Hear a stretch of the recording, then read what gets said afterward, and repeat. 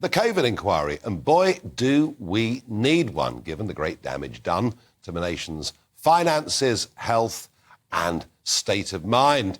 But this one, the one headed up by Lady Hallett, the official inquiry, so far has managed to run up a bill, of £114 million. And yet they haven't really interviewed anybody yet. They've just asked for evidence.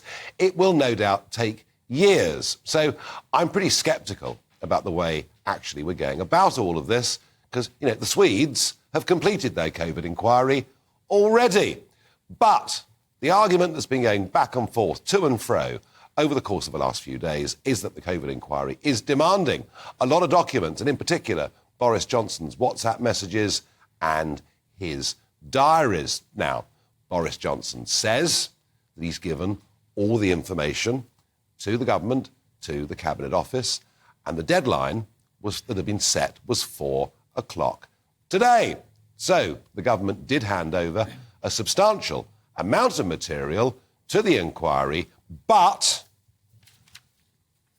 and this is a letter from the government's legal department, they say the request for unambiguously irrelevant material goes beyond the powers of the inquiry, and they've launched a judicial review into the demands from the inquiry.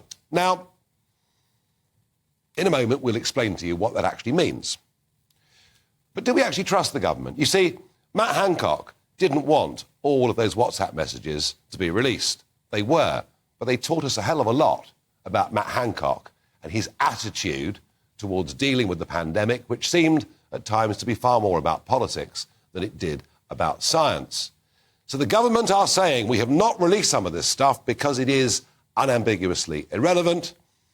Do you trust the government in what they say? Tell me, Farage at gbnews.com.